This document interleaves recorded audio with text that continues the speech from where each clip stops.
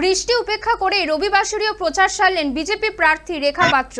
রবিবার হাসনাবাদের চকপাটলি গ্রাম পঞ্চায়েতের মহিষপুকুর গ্রামের সাধারণ মানুষের সঙ্গে জনসংযোগ করছেন ভারতীয় জনতা পার্টির বসিরহাট লোকসভা প্রার্থী রেখা পাত্র। রবিবার সকাল থেকে আকাশের মুখ ভার, বিক্ষিপ্তভাবে বৃষ্টিও হচ্ছে। সেই বৃষ্টিকে উপেক্ষা করেই রবিবাসরীয় প্রচারে বেরিয়ে পড়লেন তিনি।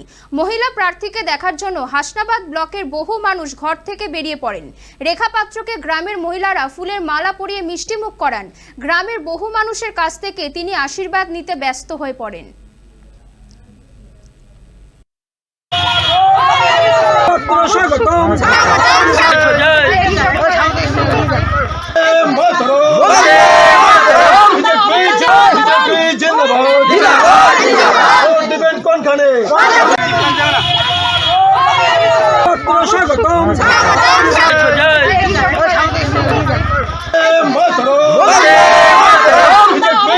আমরা তো যাইনি ভোট দিতে, আমরা সে তার ভিতরে তো আমিও ছিলাম একজন।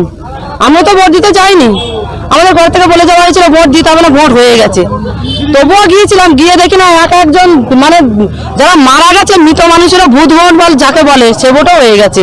মৃত মানুষের ভোট চুরি করা এটা একটা মানে মৃত মানুষ যে হয়তো যুগ যুগ হয়তো সে তার যে মানে হয়ে গেছে মারা গেছে তার ভোটটাও তারা নিয়ে নিচ্ছে। তাহলে বুঝতে হবে তো এখানে সন্ত্রাসবাদী আর চোর ছেঁচাদের কতটা উপদ্রব হয়েছে। সে অবশ্যই ভোট দিতে পারবে, আমার মা বোনেরা দাদারা সবাই ভোট দেবে। আর সেই ভোট দেওয়ার জন্য আজকে এই আমরা চাইছি যে বসিরহাট লোকসভা ভোটটি দেবে, তার জন্য আমিও ওনাদের পাশে থাকবো, যতটা পারবো ততটা ওনাদের পাশে থাকবো।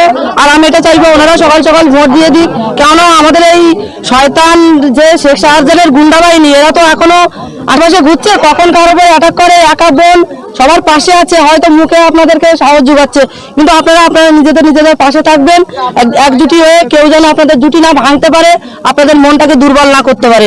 এই জন্যই বলবো আপনাদের কাছে হাত জোড় করে আমি একটাই কথা বলবো, আপনাদের মনটাকে শক্ত করুন আর আগামী পথ শক্ত হাতে আপনারা নিজেদের ভোট দিয়ে নিজের রাস্তা নিজেরাই চলবেন।